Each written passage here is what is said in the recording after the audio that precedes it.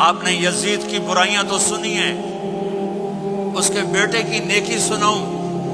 मुआविया बिन Yazid 22 साल की उम्र में हुकूमत पे बैठा, सारे दुश्मन ज़ेर हो चुके हैं, सिर्फ 40 दिन हुकूमत की, 3 बर्रे आज़म की हुकूमत, और सारे खानदान को इकट्ठा करके कहा, सुनो, जिस तख्त को जुल्म पे बिछाया गया हो और जिस तख्त के नीचे आले रसूल का खून हो, जिस तख्त के नीचे हुसैन का खून हो, मैं उस पर लानत भेजता हूँ। यह है तुम्हारी हुकूमत, जिसको मर्जी दे दो।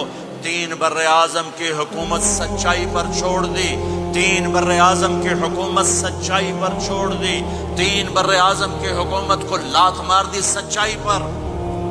सच बोलो, सच बोलो, पैसा बचाने के लिए झूठ ना बोलो, टैक्स बचाने के लिए झूठ ना बोलो।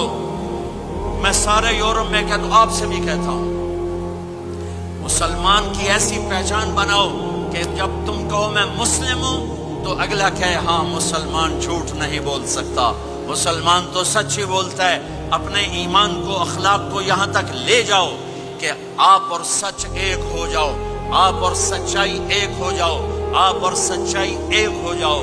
लेकिन रोना धोना ये है कि सारा झूठ उम्मत में आके फंसा हुआ है। फ्रांस में था एक बड़ा ताजिर हमारे गुजरात का, कहा जी फलाने बंदे मेरे 5 लाख यूरो मार लें। मैंने कहा ये जो फ्रेंच हैं गोरे, ये भी एक दूसरे के पैसे मारते हैं? कहने लगा जी नहीं। मैंने कहा क्यों? कि वो सारा लिखत पढ़त होती है, कंप्यूटर होता है, मार नहीं सकते। मैंने कहा फिर तुम क्यों नहीं लिखत पढ़त करते?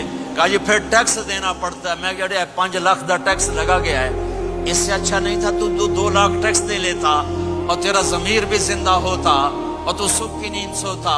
मेरे भाइयों, मैं आप सबसे कहता हूँ, अपनी औलादों के लिए सच्चाई छोड़ के जाओ, सच्चाई छोड़ के जाओ, सच्चाई छोड़ के जाओ। सच हमारी पहचान है, सच हमारी पहचान है, सच हमारी पहचान है।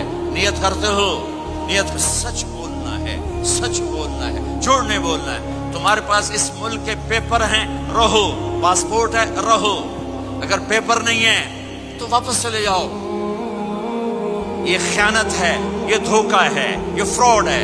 और यहाँ की बच्चियों के साथ धोखा ना करो। पेपर बनाने के लिए शादियां की, पेपर बनाने के लिए शादियां। मुसलमान धोखेबाज नहीं होता। मेरा रब हर जगह मौजूद है, खजाने हर जगह मौजूद हैं। अल्लाह के वास्ते ना इस्लाम को बदनाम करो, ना मेरे नबी को बदनाम करो। हाय हाय।